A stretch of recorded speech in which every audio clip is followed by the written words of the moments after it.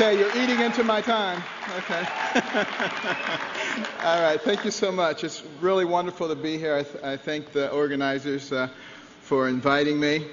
And thank you, Eric, for what you said. You made it unnecessary for me to talk about political correctness. Enough said. But I want to talk a little bit about what's logical and what's common. Enough said. But I want to talk a little bit about what's logical and what's common sense today, because we don't hear a lot of that. And I don't think that common sense should be something that is just for conservatives. You know, liberals and everybody else should understand and enjoy common sense also. For some strange reason, sometimes they don't. But, you know, it's very interesting, you know, the outpouring of sentiment that I received after the speech at the National Prayer Breakfast.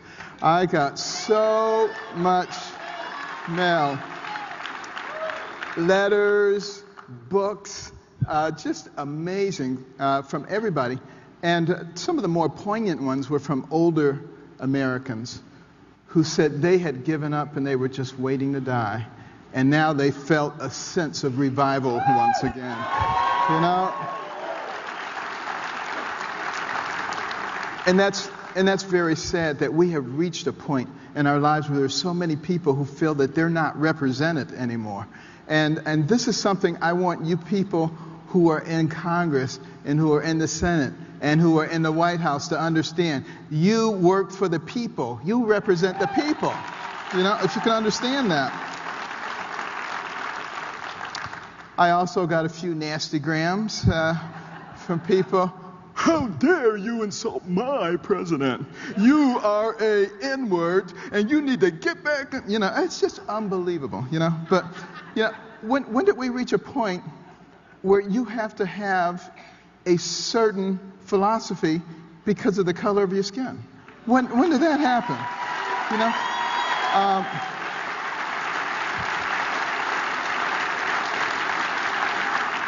You know, a reporter once asked me why I didn't talk a lot about race. And I said, because I'm a neurosurgeon. And they thought that was pretty strange. And I said, you see, when I take someone to the operating room and I cut the scalp and peel it down and take off the bone flap and open the dura, I'm operating on the thing that makes that person who they are. The cover doesn't make them who they are. When are we going to understand that?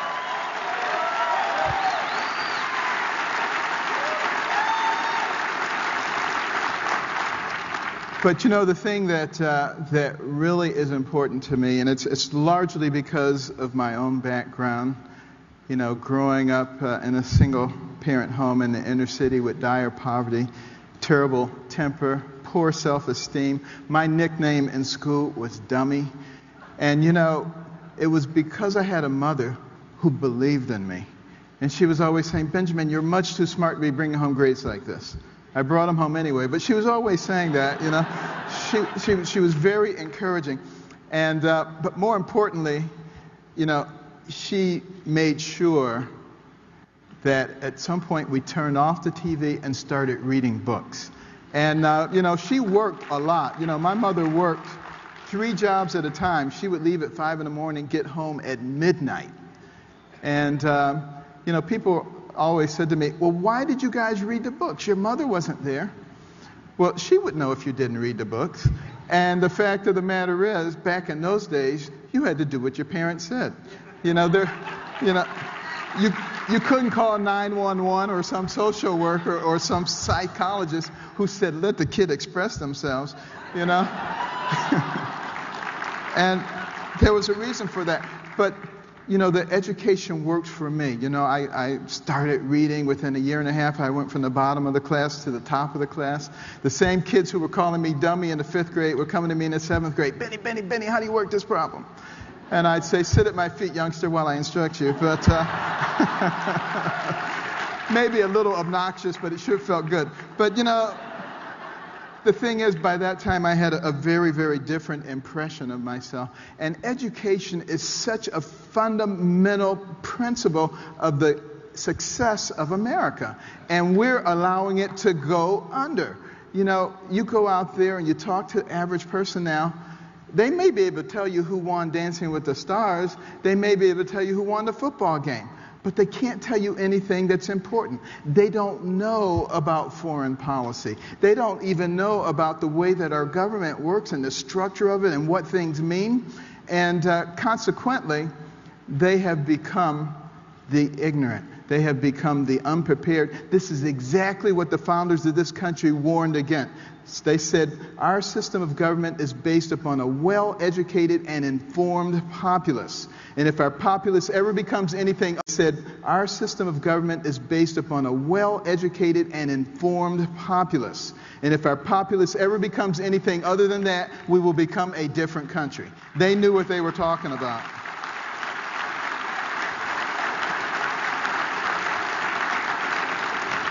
And as witness to that fact, Congress has a 9% approval rating, and yet we return the people at a rate of 90% to Congress. Now, what does that tell you? It tells you that people go in the voting booth and they say, there's a name I recognize.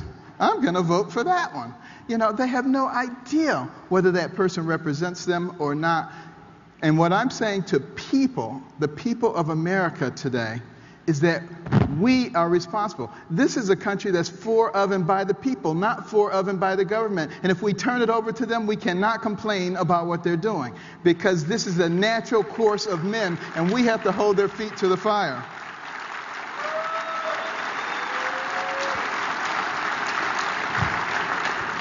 And that's why we have these complex brains. And I don't say this just because I'm a neurosurgeon. The brain is the most complex and phenomenal organ system in the universe. Your brain, billions and billions of neurons, hundreds of billions, even trillions of interconnections. The number of interconnections you have rivals the national debt. I mean, it's an amazing amount. And it has the ability to remember everything you've ever seen, everything you've ever heard. Your brain can process more than 2 million bits of information in 1 second. And the reason that human beings have these gigantic frontal lobes is because we're the creatures that have the ability to extract information from the past, integrate that with information of the present, and project that into the future. Which means we can be proactive, we can plan, we can strategize. We don't have to just react. And yet, that's what animals do, react. And a lot of people today have decided that they rather react like animals rather than planning and strategizing. And this is what we've done now. We're reacting to, what we see as our fiscal woes without planning for the future, without really caring about what is happening to the next generation. And you don't have to be a brain surgeon or a rocket scientist to understand that if we continue to spin ourselves into oblivion, we are going to destroy our nation. If I were trying to destroy this nation, if you just, let's say you magically put me, into the White House, and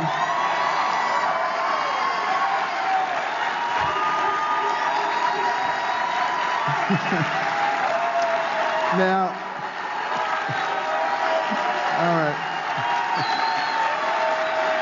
all right, I take it back. but let's say somebody were there, and they wanted to destroy this nation. What would you do? Let me tell you what I would do. First of all, I would create division among the people. I would have everybody pitted against each other, because a wise man by the name of Jesus once said, a house divided against itself cannot stand. And then I would encourage a culture of ridicule for basic morality and the principles that made and sustained the country. And then I would undermine the financial stability of the country and drive it so far into debt that there was absolutely no chance that it could recover.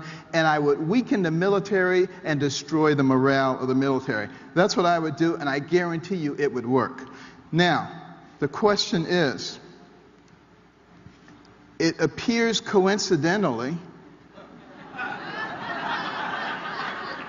that those are the very things that are happening right now. And the question is, how do we stop it? Can we stop it? Or must we inexorably follow the same kind of path that other pinnacle nations have followed before their destruction? Because all of those things that I just mentioned are the things that happened to other pinnacle nations before their fall.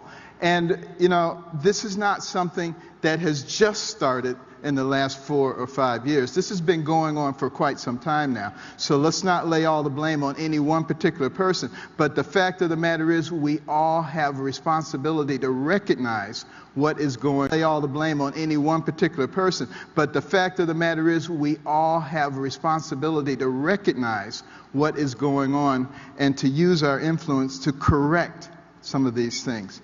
You know, one of the things that my wife and I have done is, you know, I go into the schools and we see all these trophies, all-state basketball, all-state wrestling, all-state this, that, and the other. The quarterback was the big man on campus.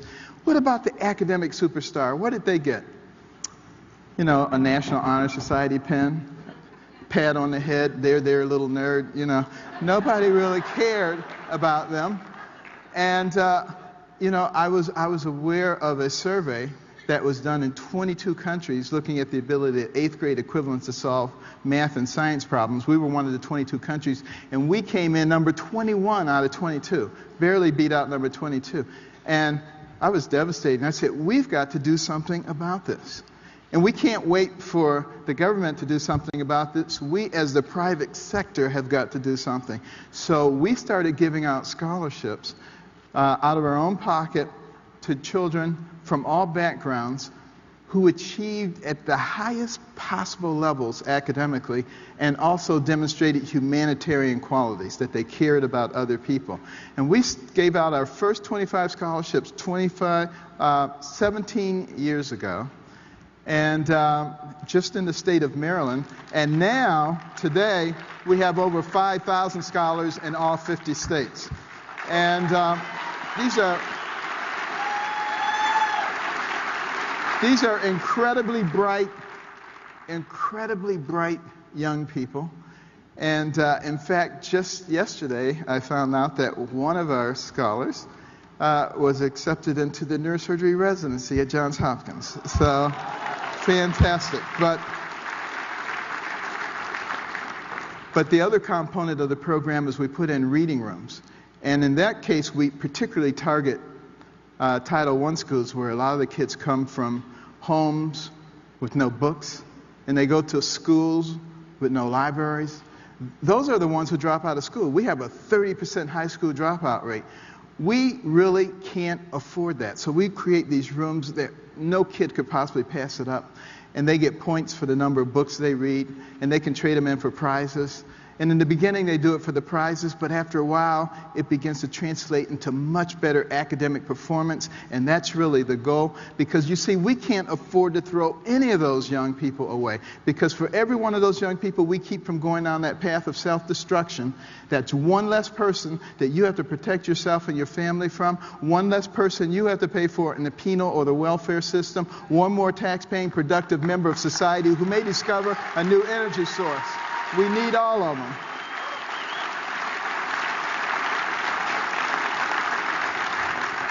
And the humanitarian part of the program, of the Carson Scholars Fund, is every bit as important as the academic part. Because you see, we are a humanitarian nation. And historically, we have been. Many people don't know this, but socialism started as a reaction to America. Because people in Europe, they looked at us and they said, wait a minute, look at those Americans. You got people like Ford and Kellogg and Vanderbilt, Rockefeller, Carnegie Mellon. They got so much money. And look at everybody else who's got nothing.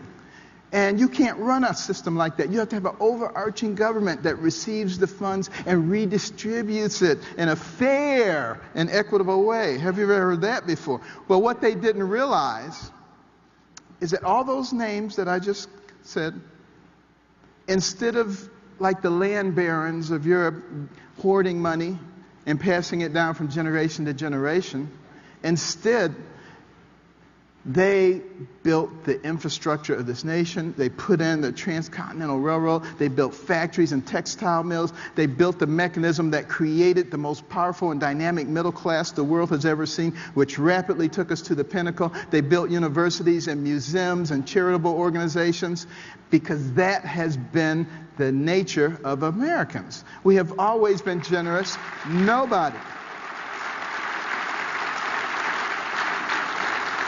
Nobody is starving on the streets. We've always taken care of them. We have churches, which actually are a much better mechanism for taking care of the poor, because they are right there with them.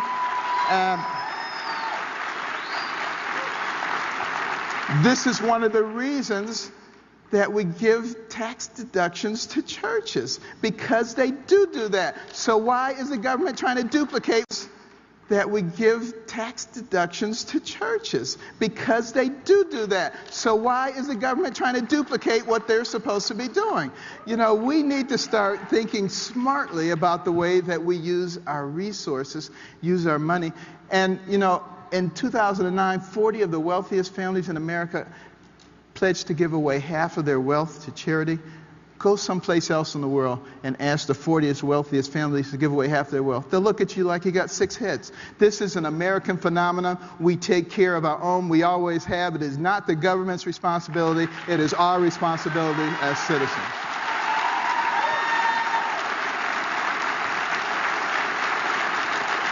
And then, as long as we're talking about fairness, let's talk about taxes. You know, some people criticize me at the prayer breakfast for bringing up God and the Bible. I mean, it is a prayer breakfast, right? I don't understand that. But at any rate, you know, if God thinks proportionality is fair, who are we to say that it is unfair? The minute you begin to deviate away from proportionality, you begin to inject your own philosophy. And that is always going to lead you in one direction or another. I think that's why God had a program like that. You make $10 billion, you put in $1 billion. You make $10, you put in 1. You know, the guy who paid $1 billion just put in 1 billion times more than the other guy, but they get the same rights. What could be fairer than that? That's ridiculous. Now, I'll tell you what is not fair. What is not fair is when you exempt some people and you say, there, you poor little thing. You don't have to pay anything. We'll take care of you. You know what? To me, that's very offensive, having grown up poor, because what you're saying is that I, the superior elite one, will take care of you. Why? Because you see, that superior elite group needs to be superior and elite. And they can't be superior and elite unless you have a whole bunch of people down there groveling around. So you keep them down there by feeding them. You know?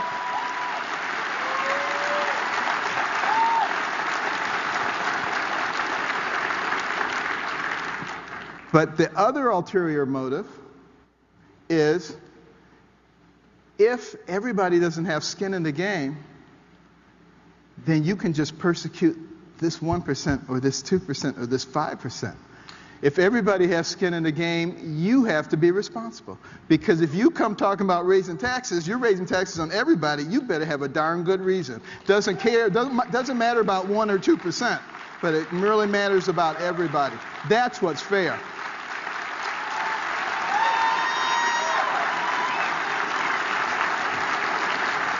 And then, just briefly, I don't have time to really go into it, but let me tell you something.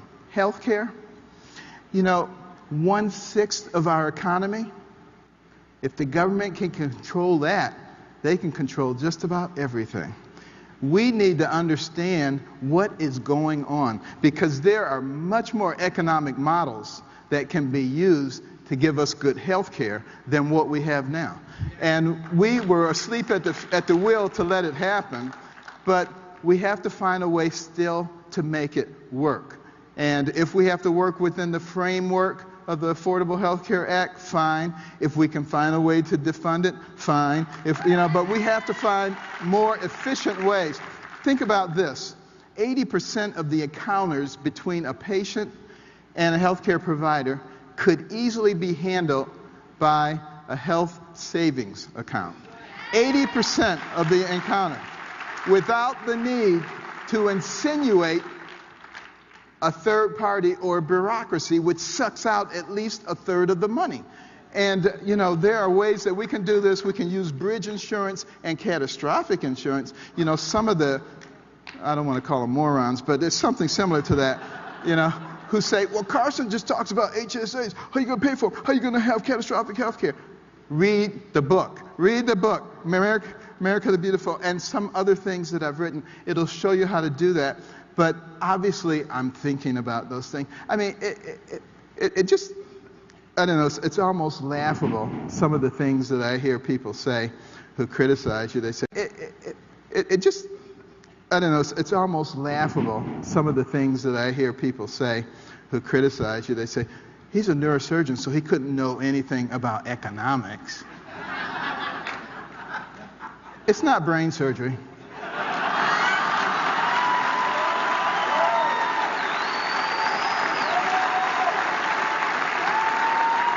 And I can tell you this much, even as a lowly brain surgeon.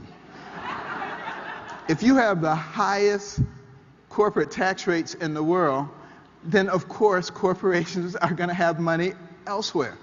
Corporations are not in business to be social welfare organizations. They are there to make money. And a wise government knows how to use that to their advantage. There is a ton of money outside this country and inside this country just waiting to be unleashed to make all kinds of jobs and opportunities if we just treat them as our friends and not as our enemies.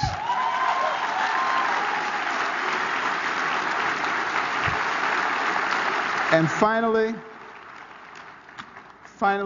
we have to resist this war on God. I mean, people don't want to talk about God, and don't you ever dare mention Jesus Christ. And this is supposed to be a country where we have freedom of religion and freedom of speech. It is absolutely absurd. Let's let everybody believe what they want to believe. And that means PC police. Don't you be coming down on the people who believe in God and who believe in Jesus. If they want to put something out that shows their belief, they have every right to do that. And we need to know, we need to understand that we are not each other's enemies in this country. And it is only the political class that derives its power by creating friction. It is only the media that derives its importance by creating friction, that uses every little thing to create this chasm between people. This is not who we are. We have much more in common with each other than we have apart. And we have to be smart enough to understand that. And we have to live by godly principles of loving your fellow man, of caring about your neighbor, of developing your God-given talents to the utmost so that you become valuable to the people around you, of having values and principles that guide your life. And if we do that, not only will we remain a pinnacle nation, but we will truly have one nation under God, indivisible, with liberty and justice for all. Thank you very much.